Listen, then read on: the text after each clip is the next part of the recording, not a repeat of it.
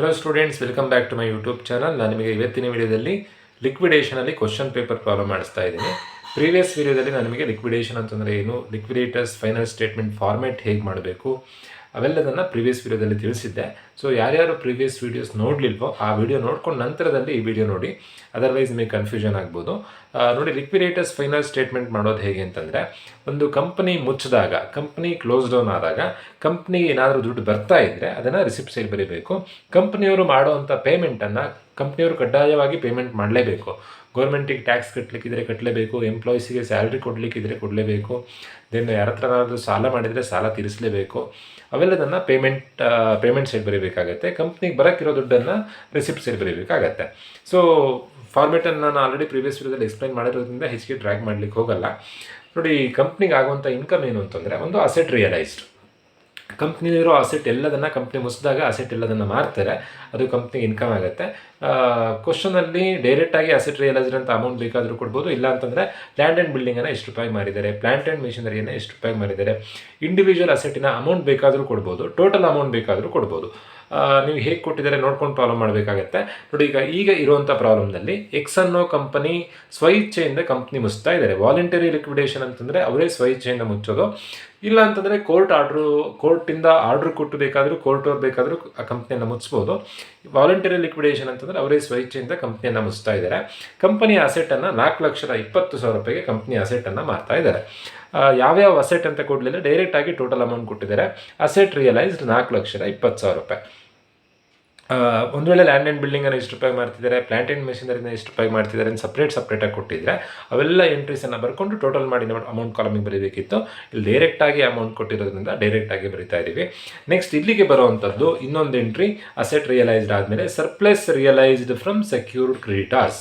ನೋಡಿ, secured creditors ಅಂತಂದರೆ ನಾವು ಯಾರ ಹತ್ರನಾದರೂ ಅಡ ಇಟ್ಟು ಸಾಲ ಮಾಡಿದರೆ ಅಂಥ ಸಾಲಗಾರರಿಗೆ ಸೆಕ್ಯೂರ್ಡ್ ಕ್ರೆಡಿಟಾರ್ಸ್ ಅಂತ ಅಂತೀವಿ.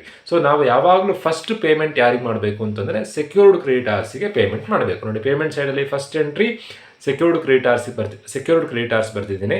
ಫಸ್ಟ್ ಪೇಮೆಂಟ್ ಯಾವಾಗಲೂ ಸೆಕ್ಯೂರ್ಡ್ ಕ್ರೆಡಿಟಾರ್ಸ್ಗೆ ಪೇಮೆಂಟ್ ಮಾಡಬೇಕು. ಯಾಕೆ ಅಂತಂದರೆ ನೀವು ಅವ್ರ ಹತ್ರ ಅಡ ಇಟ್ಟು ಸಾಲ ಮಾಡಿರ್ತೀರ. ಸೊ ಫಸ್ಟ್ ನಿಮಗೆ ದುಡ್ಡು ಸಿಕ್ಕಾಗ ಯಾರ ಹತ್ರ ಅಡ ಇಟ್ಟು ಸಾಲ ಮಾಡಿರ್ತೀರೋ ಅವ್ರ ಸಾಲನ್ನು ಫಸ್ಟ್ ತೀರಿಸ್ಕೊಳ್ಬೇಕು. ಸೊ ಫಸ್ಟ್ ಪೇಮೆಂಟು ಸೆಕ್ಯೂರ್ಡ್ ಕ್ರೆಡಿಟಾರ್ಸಿಗೆ ಮಾಡಬೇಕು.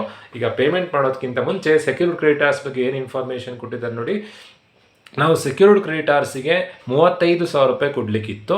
ಬಟ್ ನಮ್ಮ ಅಸೆಟ್ಟನ್ನು ಅವ್ರ ಹತ್ರ ಪ್ಲೆಡ್ಜ್ ಮಾಡಿದ್ವಿ. ಆ ಪ್ಲೆಡ್ಜ್ ಮಾಡಿರುವಂಥ ಅಸೆಟ್ಟನ್ನು ಅವರು ಮಾರ್ತಾ ಇದ್ದಾರೆ. ಎಷ್ಟು ರೂಪಾಯಿಗೆ ಮಾರ್ತಿದ್ದಾರೆ? 40,000 ರೂಪಾಯಿಗೆ ಮಾರ್ತಾ ಇದ್ದಾರೆ. ಸೊ ನಾವಿಲ್ಲಿ 35,000 ರೂಪಾಯಿನೂ ಬರೀಲಿಕ್ಕಿಲ್ಲ, 40,000 ರೂಪಾಯಿನೂ ಬರೀಲಿಕ್ಕಿಲ್ಲ. ಅದ್ರ ಬದಲು ಏನು ಬರೀಬೇಕು ಅಂತಂದರೆ, ನೋಡಿ, ನಾವು ಕೊಡಲಿಕ್ಕಿರೋ ದುಡ್ಡು ಎಷ್ಟು? 35,000 ರೂಪಾಯಿ. ಅವ್ರ ಹತ್ರ ನಮ್ಮ ಯಾವ ಅಸೆಟ್ ಇತ್ತು, ಯಾವುದೊಂದು ಅಸೆಟ್ ಇತ್ತು, ಆ ಅಸೆಟ್ಟಿನ ವ್ಯಾಲ್ಯೂ ಎಷ್ಟು? 40,000 ರೂಪಾಯಿ. ಅಸೆಟ್ಟನ್ನು 40,000 ರೂಪಾಯಿಗೆ ಮಾರಿದರೆ ನಾವು ಅವ್ರಿಗೆ ಕೊಡಲಿಕ್ಕಿದ್ದು 35,000 ರೂಪಾಯಿ ಮಾತ್ರ. ಸೊ ನಮ್ಮ ಎಕ್ಸ್ಟ್ರಾ 5,000 ರೂಪಾಯಿ ಅವ್ರ ಹತ್ರ ಇದೆ, ಅವರು ಆ ದುಡ್ಡನ್ನು ನಮಗೆ ಈಗ ವಾಪಸ್ ಕೊಡಬೇಕು. ಸೊ ಈ ಡಿಫ್ರೆನ್ಸ್ ಏನಿದೆಯೋ ಅದೇ surplus realised from secured creditors ಆಗುತ್ತೆ. ಅದನ್ನು ನಾವು ರಿಸಿಪ್ಟ್ ಸೈಡ್ ಬರೀಬೇಕಾಗತ್ತೆ. ಸರ್ಪ್ಲಸ್ ರಿಯಲೈಸ್ಡ್ ಫ್ರಮ್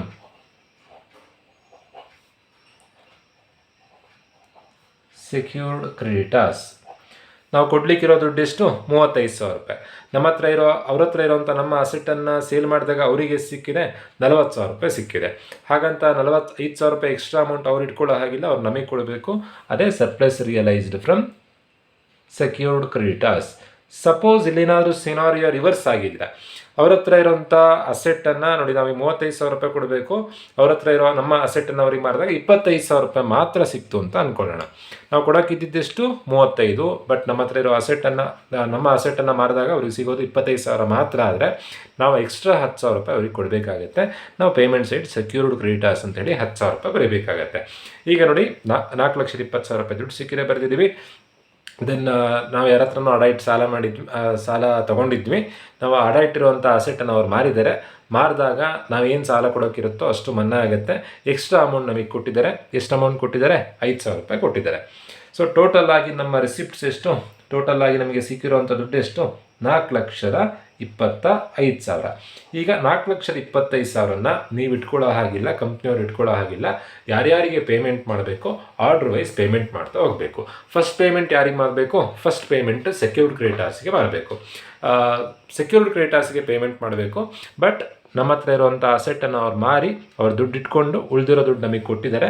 ಸೊ ಮತ್ತೆ ಪೇಮೆಂಟ್ ಮಾಡೋವಂಥ ಅವಶ್ಯಕತೆ ಇಲ್ಲ. ಹಾಗಾಗಿ ನಾನಿಲ್ಲಿ ಸೆಕ್ಯೂರ್ಡ್ ಕ್ರೆಡಿಟರ್ಸ್ ಬರೆಯಲ್ಲ.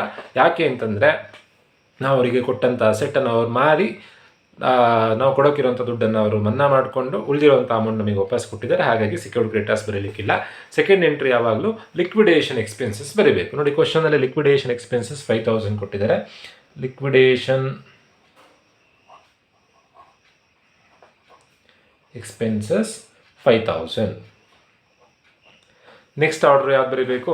Liquidators remuneration. ಇವೆಲ್ಲ ಪ್ರೊಸೀಜರ್ ನೋಡ್ಕೊಳ್ಳೋನು ಲಿಕ್ವಿಡೇಟರ್, ಅವನಿಗೆ ರೆಮ್ಯುನರೇಷನ್ ಕೊಡಬೇಕು. ಲಿಕ್ವಿಡೇಟರ್ಸ್ ರೆಮ್ಯುನರೇಷನಲ್ಲಿ ವೆರಿ ಇಂಪಾರ್ಟೆಂಟ್, ಇಲ್ಲೇ ನಿಮಗೆ ಕನ್ಫ್ಯೂಷನ್ ಆಗುವಂಥದ್ದು. ಲಿಕ್ವಿಡೇಟರ್ಸ್ ರೆಮ್ಯುನರೇಷನಲ್ಲಿ 3 ಎಂಟ್ರಿ ಬರುತ್ತೆ. On asset realised, on preferential creditors, on unsecured creditors. First entry on asset realised. But ಈ ಪ್ರಾಬ್ಲಮಲ್ಲಿ ಲಿಕ್ವಿಡೇಟರ್ಸ್ ರೆಮ್ಯುನರೇಷನ್ ಅಂತ ಕೊಟ್ಟು ಅಸೆಟ್ ರಿಯಲೈಸ್ಡ್ ಅಂತ ಏನು ಕೊಡಲಿಲ್ಲ. ಫಿಕ್ಸ್ಡ್ ಅಮೌಂಟ್ 7,500 ಕೊಟ್ಟಿದ್ದಾರೆ. ಫಿಕ್ಸ್ಡ್ ಅಂತ ಬರ್ಕೊಂಡಿದ್ದೀನಿ 7,500. ನೆಕ್ಸ್ಟ್ ಏನು ಇನ್ಫಾರ್ಮೇಷನ್ ಕೊಟ್ಟಿದ್ದಾರೆ? 2% amount paid to unsecured creditors including preferential creditors ಅಂತ ಕೊಟ್ಟಿದ್ದಾರೆ. ನೆಕ್ಸ್ಟ್ ನಾನು ಆನ್ ಪ್ರಿಫರೆನ್ಷಿಯಲ್ ಕ್ರೆಡಿಟರ್ಸ್ ಅಂತ ಬರ್ಕೊಳ್ತಾ ಇದ್ದೀನಿ. ನೆಕ್ಸ್ಟ್ ಆನ್ ಅನ್ಸೆಕ್ಯೂರ್ಡ್ ಕ್ರೆಡಿಟರ್ಸ್ ಅಂತ ಬರ್ಕೊಳ್ತಿದ್ದೀನಿ. ನೀವು ಎಕ್ಸಾಮ್ನಲ್ಲಿ ಹಿಂಗೆ ಬರೀಲಿಕ್ಕೆ ನನಗೆ ವಿಡಿಯೋ ಲೆಂತಿ ಆಗುತ್ತೆ ಅಂತ ಹೇಳಿ ಶಾರ್ಟ್ ಫಾರ್ಮ್ ಬರಿತಾ ಇದ್ದೀನಿ. ನೀವು ಎಕ್ಸಾಮ್ನಲ್ಲಿ ಫುಲ್ ಫಾರ್ಮ್ ಬರೀಬೇಕಾಗತ್ತೆ. ನೋಡಿ, ಇದು ನಾವು ಮಾಡಬೇಕಾಗಿರೋ ಪೇಮೆಂಟನ್ನು ನಮ್ಮ ಬದಲಾಗಿ ಎಲ್ಲದನ್ನು ಅವನೇ ನೋಡ್ಕೊಳ್ತಾನೆ. ಹಾಗಾಗಿ ಅವನಿಗೆ ನಾವು ರೆಮ್ಯುನರೇಷನ್ ಕೊಡಬೇಕು. ಯಾರಿಗೆ? ಲಿಕ್ವಿಡೇಟರಿಗೆ. ಸೊ ಲಿಕ್ವಿಡೇಟರಿಗೆ ರೆಮ್ಯುನರೇಷನ್ ಕೊಡಬೇಕಾದ್ರೆ ಫಿಕ್ಸ್ಡ್ ಅಮೌಂಟ್ 7,500 ಅಂತ ಕೊಟ್ಟಿದ್ದಾರೆ. 7,500 ಬರ್ಕೊಂಡಿದ್ದೀವಿ. ಆನ್ ಪ್ರಿಫರೆನ್ಷಿಯಲ್ ಕ್ರೆಡಿಟರ್ಸ್, ಪ್ರಿಫರೆನ್ಷಿಯಲ್ ಕ್ರೆಡಿಟರ್ಸ್ಗೆ ಪೇಮೆಂಟ್ ಮಾಡೋದಕ್ಕೂ ಅವನಿಗೆ ರೆಮ್ಯುನರೇಷನ್ ಕೊಡಬೇಕು. ಅನ್ಸೆಕ್ಯೂರ್ಡ್ ಕ್ರೆಡಿಟರ್ಸ್ಗೆ ಪೇಮೆಂಟ್ ಮಾಡೋದಕ್ಕೂ ಅವನಿಗೆ ರೆಮ್ಯುನರೇಷನ್ ಕೊಡಬೇಕು. First on preferential creditors amount ಎಷ್ಟಿದೆ? 6,000 ಅಮೌಂಟ್ ಅವನು ಪೇಮೆಂಟ್ ಮಾಡಲಿಕ್ಕಿದೆ. ಅದಕ್ಕೆ ಅವನಿಗೆ ಕಮಿಷನ್ ಕೊಡಬೇಕು. ಎಷ್ಟು ಪರ್ಸೆಂಟೇಜ್ ಕಮಿಷನ್? 2% ಕಮಿಷನ್. 6 12 120 ರೂಪಾಯಿ ಬರುತ್ತೆ. ದೆನ್ ಅನ್ಸೆಕ್ಯೂರ್ಡ್ ಕ್ರೆಡಿಟರ್ಸ್ ಯಾವಾಗಲೂ ಲಾಸ್ಟಿಗೆ ಮಾಡಬೇಕು. ನಮ್ಮ ಹತ್ರ ಎಷ್ಟು ಅಮೌಂಟ್ ಉಳಿಯುತ್ತೆ ಅಂತ ನೋಡಿಕೊಂಡು ಆ ನಂತರದಲ್ಲಿ ಕ್ಯಾಲ್ಕುಲೇಷನ್ ಮಾಡಬೇಕು. ಅನ್ಸೆಕ್ಯೂರ್ಡ್ ಕ್ರೆಡಿಟರ್ಸ್ ಯಾವಾಗಲೂ ಖಾಲಿ ಬಿಟ್ಕೊಳ್ಬೇಕು. ಸೊ ಸೆಕ್ಯೂರ್ಡ್ ಕ್ರೆಡಿಟರ್ಸ್ ಆಯಿತು. ಸೆಕ್ಯೂರ್ಡ್ ಕ್ರೆಡಿಟರ್ಸ್ ಬರ್ದಿಲ್ಲ, ಏನಕ್ಕೆ ಅನ್ನೋದನ್ನು ಹೇಳಿದ್ದೀನಿ. ಲಿಕ್ವಿಡೇಷನ್ ಎಕ್ಸ್ಪೆನ್ಸಸ್ ಬರ್ದಾಯಿತು. ಲಿಕ್ವಿಡೇಟರ್ಸ್ ರೆಮ್ಯುನರೇಷನ್ ಬರ್ದಾಯಿತು. ನೆಕ್ಸ್ಟ್ ಎಂಟ್ರಿ ನೀವು ಬರೀಬೇಕಾಗಿದ್ದು ಡಿಬೆಂಚರ್ ಹೋಲ್ಡರ್ಸ್. ನೆಕ್ಸ್ಟ್ ಯಾರಿಗೆ ಪೇಮೆಂಟ್ ಮಾಡಬೇಕು ಅಂತಂದರೆ ಡಿಬೆಂಚರ್ ಹೋಲ್ಡರ್ಸಿಗೆ ಪೇಮೆಂಟ್ ಮಾಡಬೇಕಾಗತ್ತೆ. ನೀವು ಎಕ್ಸಾಮ್ನಲ್ಲಿ ಇದೇ ಆರ್ಡ್ರನ್ನೇ ಫಾಲೋ ಮಾಡಬೇಕು. ಇದೇ ಪ್ರಕಾರನೇ ಪೇಮೆಂಟ್ ಮಾಡ್ತಾ ಹೋಗಬೇಕಾಗತ್ತೆ. ಡಿಬೆಂಚರ್ ಹೋಲ್ಡರ್ಸಿಗೆ ಪೇಮೆಂಟ್ ಮಾಡಬೇಕು. ಕ್ವಶನಲ್ಲಿ ಡಿಬೆಂಚರ್ಸ್ ಅಂತ ಹೇಳಿ ಅಮೌಂಟ್ ಕೊಟ್ಟಿದ್ದಾರೆ. ಡಿಬೆಂಚರ್ ಹೋಲ್ಡರ್ಸಿಗೆ ಎಷ್ಟು ಪೇಮೆಂಟ್ ಮಾಡಬೇಕು? 2,50,000 ರೂಪಾಯಿ ಪೇಮೆಂಟ್ ಮಾಡಬೇಕು. ಟೋಟಲ್ ಆಗಿ ನಮ್ಮ ಹತ್ರ ಇರೋಂಥ ದುಡ್ಡು ಎಷ್ಟು? 4,25,000 ರೂಪಾಯಿ. ನೀವು ಮಾಡುವಂಥ ಪೇಮೆಂಟ್ 4,25,000ನೇ ಇರಬೇಕು. ಅದಕ್ಕಿಂತ ಜಾಸ್ತಿ ನಿಮ್ಮ ಕೈಲಿ ಕೊಡಲಿಕ್ಕೆ ಸಾಧ್ಯ ಇಲ್ಲ. ಏನಕ್ಕಿಂತ ನಿಮ್ಮ ಹತ್ರ ಇರೋ ದುಡ್ಡು 4,25,000 ಮಾತ್ರ. ಸೊ ಡಿಬೆಂಚರ್ ಹೋಲ್ಡರ್ಸ್ ಆದಮೇಲೆ ನೆಕ್ಸ್ಟ್ ಯಾರಿಗೆ ಪೇಮೆಂಟ್ ಮಾಡಬೇಕು? ಪ್ರಿಫರೆನ್ಷಿಯಲ್ ಕ್ರೆಡಿಟರ್ಸ್ಗೆ ಪೇಮೆಂಟ್ ಮಾಡಬೇಕು. ನೋಡಿ, ಎಕ್ಸಾಮ್ನಲ್ಲಿ ಥಿಯರಿ ಕೇಳ್ತಾರೆ ಪ್ರಿಫರೆನ್ಷಿಯಲ್ ಕ್ರೆಡಿಟರ್ಸ್ ಅಂದರೆ ಯಾರು ಅಂತ. ಯಾರಿಗಾದರೂ ಎಂಪ್ಲಾಯೀಸಿಗೆ ಏನಾದರೂ ಸ್ಯಾಲ್ರಿ ಕೊಡಲಿಕ್ಕಿದ್ರೆ ಅಥವಾ ಲೇಬರ್ಸಿಗೆ ವೇಜಸ್ ಕೊಡಲಿಕ್ಕಿದ್ರೆ, ದೆನ್ ಗೌರ್ಮೆಂಟಿಗೆ ಟ್ಯಾಕ್ಸ್ ಕಟ್ಟಲಿಕ್ಕಿದ್ರೆ ಅದಕ್ಕೆ ನಾವು ಪ್ರಿಫರೆನ್ಷಿಯಲ್ ಕ್ರೆಡಿಟರ್ಸ್ ಅಂತ ಅಂತೀವಿ. ನೋಡಿ, ಪ್ರಿಫರೆನ್ಷಿಯಲ್ ಕ್ರೆಡಿಟರ್ಸ್ ಅಂತ ಎಷ್ಟು ಅಮೌಂಟ್ ಕೊಟ್ಟಿದ್ದಾರೆ? 6,000 ಅಮೌಂಟ್ ಕೊಟ್ಟಿದ್ದಾರೆ. ಕನ್ಫ್ಯೂಷನ್ ಮಾಡ್ಕೊಳ್ಬಿಡಿ. ಇಲ್ಲೊಂದು ಸರಿ ಪ್ರಿಫರೆನ್ಷಿಯಲ್ ಕ್ರೆಡಿಟರ್ಸ್ ಬರ್ದಿದ್ದೀವಿ, ಇಲ್ಲೊಂದು ಸರಿ ಪ್ರಿಫರೆನ್ಷಿಯಲ್ ಕ್ರೆಡಿಟರ್ಸ್ ಬರ್ದಿದ್ದೀವಿ. ಇಲ್ಲಿ ಬರ್ದಿರೋವಂಥದ್ದು ನಾವು ಕೊಡಲಿಕ್ಕಿರುವಂಥ ದುಡ್ಡು. ಎಷ್ಟು ದುಡ್ಡು ಕೊಡಲಿಕ್ಕಿದೆ? ಪ್ರಿಫರೆನ್ಷಿಯಲ್ ಕ್ರೆಡಿಟರ್ಸ್ ಗೌರ್ಮೆಂಟಿಗೆ ಎಂಪ್ಲಾಯೀಸಿಗೆ 6,000 ರೂಪಾಯಿ ಕೊಡಲಿಕ್ಕಿದೆ. 6,000 ರೂಪಾಯಿ ಅವರಿಗೆ ಪೇಮೆಂಟ್ ಮಾಡಿದ್ದಕ್ಕೆ ಲಿಕ್ವಿಡೇಟರ್ಸ್ಗೆ ರೆಮ್ಯುನರೇಷನ್ 2%. ಸೊ ಇಲ್ಲಿ ಬರ್ದಿರುವಂಥದ್ದು ರೆಮ್ಯುನರೇಷನ್ನು, ಇಲ್ಲಿ ಬರ್ದಿರುವಂಥದ್ದು preferential creditors amount. So next ಯಾರಿಗೆ ಪೇಮೆಂಟ್ ಮಾಡಬೇಕು? ಅನ್ಸೆಕ್ಯೂರ್ಡ್ ಕ್ರೆಡಿಟರ್ಸ್ಗೆ ಪೇಮೆಂಟ್ ಮಾಡಬೇಕು. ಅನ್ಸೆಕ್ಯೂರ್ಡ್ ಕ್ರೆಡಿಟರ್ಸ್ಗೆ ಪೇಮೆಂಟ್ ಮಾಡೋದಕ್ಕಿಂತ ಮುಂಚೆ ಎಷ್ಟು ಪೇಮೆಂಟ್ ಮಾಡಬೇಕು? 1,40,000 ರೂಪಾಯಿ ಪೇಮೆಂಟ್ ಮಾಡಬೇಕು. ಪೇಮೆಂಟ್ ಮಾಡೋದಕ್ಕಿಂತ ಮುಂಚೆ 1,40,000 ರೂಪಾಯಿ ದುಡ್ಡು ನಮ್ಮ ಹತ್ರ ಇದೆಯಾ ಇಲ್ವಾ ಅಂತ ಚೆಕ್ ಮಾಡ್ಕೊಳ್ಬೇಕು. ಚೆಕ್ ಮಾಡೋದು ಹೇಗೆ ಅಂತಂದರೆ, ನೋಡಿ, ಕೊಡಲಿಕ್ಕಿರುವಂಥ ದುಡ್ಡು ಅನ್ಸೆಕ್ಯೂರ್ಡ್ ಕ್ರೆಡಿಟರ್ಸ್ ಅಂತ ಕ್ವಶನಲ್ಲಿ ಕೊಟ್ಟಿರುವಂಥ ಅಮೌಂಟು 1,40,000 ರೂಪಾಯಿ. 1,40,000 ರೂಪಾಯಿ ಬ್ಯಾಲೆನ್ಸ್ ನಮ್ಮ ಹತ್ರ ಇದೆಯಾ ಇಲ್ವಾ ಅಂತ ಚೆಕ್ ಮಾಡಬೇಕು. ಚೆಕ್ ಮಾಡೋದು ಹೇಗೆ ಅಂತಂದರೆ, ರಿಸಿಪ್ಟ್ ಸೈಡಿನ ಟೋಟಲ್ ನೋಡಿ. ಅದು ನಮ್ಮ ಹತ್ರ ಇರೋವಂಥ ದುಡ್ಡು. 4,20,000 ಪ್ಲಸ್ 5,000, 4,25,000 ರೂಪಾಯಿ ನಮ್ಮ ಹತ್ರ ದುಡ್ಡಿತ್ತು. ನಾವು ಯಾವ್ಯಾವ ಪೇಮೆಂಟ್ ಮಾಡಿದೆವು ಅವೆಲ್ಲದನ್ನು ಕಳೆದ್ರೆ ಆಯಿತು. ಯಾವಾಗಲೂ ಅನ್ಸೆಕ್ಯೂರ್ಡ್ ಕ್ರೆಡಿಟರ್ಸ್ ರೆಮ್ಯುನರೇಷನ್ ಬಿಟ್ಕೊಂಡಿರಬೇಕು. ಅನ್ಸೆಕ್ಯೂರ್ಡ್ ಕ್ರೆಡಿಟರ್ಸ್ ಅಮೌಂಟ್ ತನಕ ಬಂದು ಆ ನಂತರದಲ್ಲಿ ಈ ಕ್ಯಾಲ್ಕುಲೇಷನ್ನು. ಸೊ ಯಾವ್ಯಾವ ಪೇಮೆಂಟ್ ಮಾಡಿದ್ದೀವಿ? 5,000 liquidation expenses, 7,500 remuneration, 120 remuneration, 2,50,000 debenture holders amount, then preferential creditors 6,000 amount. So total ಆಗಿ 4,25,000 ಎಷ್ಟು ಪೇಮೆಂಟ್ ಮಾಡಿದ್ವಿ. ಉಳಿಯುವಂಥ ಅಮೌಂಟ್ ಎಷ್ಟು? 4,25,000 minus 5,000 minus 7,500 minus 120 minus 2,50,000 minus 6,000. So ಉಳಿಯುವಂಥ ಅಮೌಂಟ್ ಎಷ್ಟು ಅಂತಂದರೆ 1,56,380. ನಾವು ಕೊಡ್ಲಿಕ್ಕಿರೋ ದುಡ್ಡು ಎಷ್ಟು? 1,40,000. ನಮ್ಮ ಹತ್ರ ಎಷ್ಟು ಅಮೌಂಟ್ ಉಳಿದಿದೆ? 1,50,380 ಉಳಿದಿದೆ. ಸಫಿಷಿಯೆಂಟ್ ಬ್ಯಾಲೆನ್ಸ್ ಇದೆಯಾ ಅಂದರೆ ಕೊಡಲಿಕ್ಕೆ ಬೇಕಾಗಿರೋಷ್ಟು ದುಡ್ಡು ನಮ್ಮ ಹತ್ರ ಉಳಿದಿದೆಯಾ? ಎಸ್, ಕೊಡಲಿಕ್ಕೆ ಬೇಕಾಗಿರೋಷ್ಟು ದುಡ್ಡು ನಮ್ಮ ಹತ್ರ ಉಳಿದಿದೆ. ಸೊ ಈಗ ಹೇಗೆ ಕ್ಯಾಲ್ಕುಲೇಷನ್ ಮಾಡಬೇಕು ಅಂತಂದರೆ, ಆನ್ ಅನ್ಸೆಕ್ಯೂರ್ಡ್ ಕ್ರೆಡಿಟರ್ಸ್ ಕೊಡಲಿಕ್ಕೆ ಬೇಕಾದಷ್ಟು ಅಮೌಂಟ್ ನಮ್ಮ ಹತ್ರ ಉಳಿದಿದ್ರೆ ಆ ಅಮೌಂಟ್ ಕನ್ಸಿಡರ್ ಮಾಡಬೇಕು. 1,40,000 ಇಂಟು ಎಷ್ಟು ಪರ್ಸೆಂಟೇಜ್ ಕೊಟ್ಟಿದ್ದಾರೆ? 2% ಕೊಟ್ಟಿದ್ದಾರೆ. ಡೈರೆಕ್ಟಾಗಿ 2%, 1,40,000 ಇಂಟು 2% ಮಾಡಿದಾಗ 2,800 ಬರುತ್ತೆ. ಸಪೋಸ್ ನಮ್ಮ ಹತ್ರ ಅಷ್ಟು ದುಡ್ಡು ಉಳಿದಿರಲಿಲ್ಲ ಅಂತಂದರೆ 1,40,000 ರೂಪಾಯಿ ಕೊಡಬೇಕು. 1,40,000ಕ್ಕಿಂತ ಕಮ್ಮಿ ಅಮೌಂಟ್ ಏನಾದರೂ ಉಳಿದಿದ್ರೆ ಆ ಅಮೌಂಟನ್ನು ನೀವು ಇಲ್ಲಿ ಬರ್ಕೊಂಡು 2/102 ಮಾಡಬೇಕು. ಸೊ ಸಫಿಷಿಯೆಂಟ್ ಬ್ಯಾಲೆನ್ಸ್ ಉಳಿದಾಗ ಡೈರೆಕ್ಟಾಗಿ 2%, ಇನ್ಸಫಿಷಿಯೆಂಟ್ ಬ್ಯಾಲೆನ್ಸ್ ಉಳಿದಾಗ 2/102. ಸೊ ಅದನ್ನು ನಾನು ನಿಮಗೆ ವಿಡಿಯೋ 1, ವಿಡಿಯೋ 2 ಅಲ್ಲಿ ಕ್ಲಿಯರ್ ಕಟ್ಟಾಗಿ ಎಕ್ಸ್ಪ್ಲೈನ್ ಮಾಡಿದ್ದೀನಿ. ಸೊ ಈ ವಿಡಿಯೋ ವಿಡಿಯೋ 1, 2 ನೋಡದೇ ಇದ್ದವರು ಆ ವಿಡಿಯೋ ನೋಡಿ, ಆವಾಗ ಅದರಲ್ಲಿ ನಿಮಗೆ ಕ್ಲಿಯರ್ ಕಟ್ಟಾಗಿ ಅರ್ಥ ಆಗುತ್ತೆ ಇನ್ಸಫಿಷಿಯೆಂಟ್ ಬ್ಯಾಲೆನ್ಸ್ ಉಳಿದಾಗ ಹೇಗೆ ಅಂತ. ಈಗ ಸಫಿಷಿಯೆಂಟ್ ಬ್ಯಾಲೆನ್ಸ್ ಉಳಿದಿದೆ ಡೈರೆಕ್ಟಾಗಿ 2%, 2,800. ಸೊ ಅನ್ಸೆಕ್ಯೂರ್ಡ್ ಕ್ರೆಡಿಟರ್ಸ್ಗೆ 1,40,000 ರೂಪಾಯಿ ಕೊಡಬೇಕು. 1,40,000 ಬ್ಯಾಲೆನ್ಸ್ ಉಳಿದಿದೆ ನಮ್ಮ ಹತ್ರ, ಎಕ್ಸ್ಟ್ರಾನೇ ಇದೆ. ಸೊ 1,40,000 ಬರೀಬೇಕು. ಸೊ ಈಗಲೂ ನಮ್ಮ ಹತ್ರ ಅಮೌಂಟ್ ಉಳಿಯುತ್ತಾ? ನೋಡಿ, ಈಗಲೂ ಅಮೌಂಟ್ ಉಳಿಯುತ್ತೆ.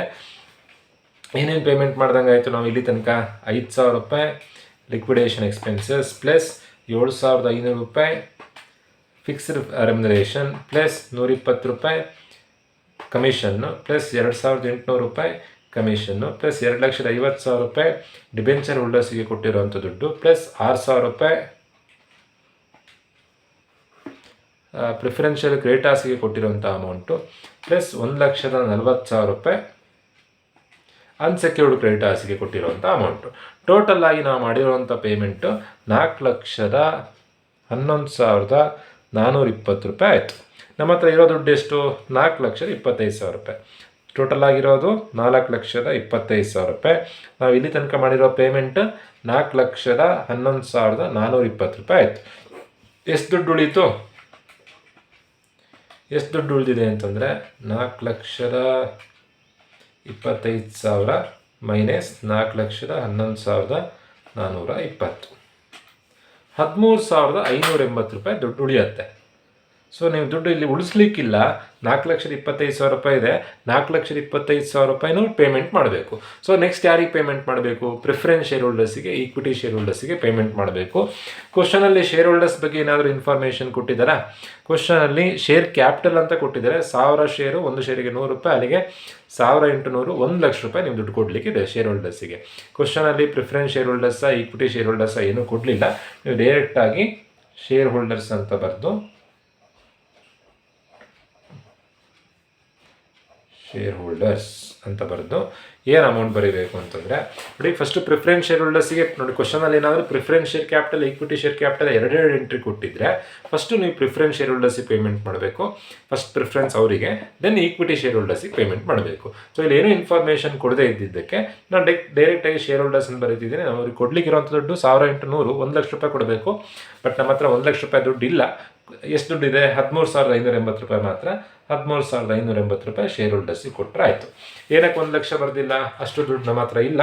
ಎಷ್ಟು ದುಡ್ಡು ಉಳಿದಿರುತ್ತೋ ಅಷ್ಟನ್ನು ಮಾತ್ರ ಕೊಟ್ಟರೆ ಆಯಿತು. 4,25,000 ರೂಪಾಯಿನ ಪೇಮೆಂಟ್ ಆಗಬೇಕು. ಶೇರ್ ಹೋಲ್ಡರ್ಸ್ ಅಮೌಂಟ್ ಹೇಗೆ ಬಂತು ಅಂತಂದರೆ ಬ್ಯಾಲೆನ್ಸಿಂಗ್ ಫಿಗರ್.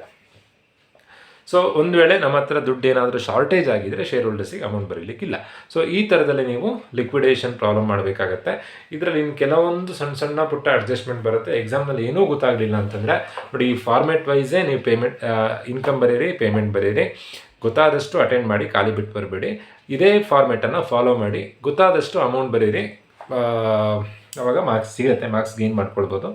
ಏನೋ ಖಾಲಿ ಬಿಡ್ಲಿಕ್ಕೆ ಒಂದು ಹೋಗ್ಬೇಡಿ. ನೀಟಾಗಿ ಫಾರ್ಮೆಟನ್ನೇ ಬರೆದು ಗೊತ್ತಾದಷ್ಟು ಅಮೌಂಟ್ ಬರೆದ್ರೆ ನಿಮಗೆ ಅಟ್ಲೀಸ್ಟ್ 10ಗೆ ಒಂದು 6 to 7 ಮಾರ್ಕ್ಸ್ ಕೊಡ್ತಾರೆ. ಹೋಪ್ ಎಲ್ರಿಗೂ ವಿಡಿಯೋ ಅರ್ಥ ಆಗಿದೆ ಅಂತ ಅಂದ್ಕೊಳ್ತಾ ಇವತ್ತಿನ ವಿಡಿಯೋ ಮುಗಿಸ್ತಾ ಇದ್ದೀನಿ. Thank you.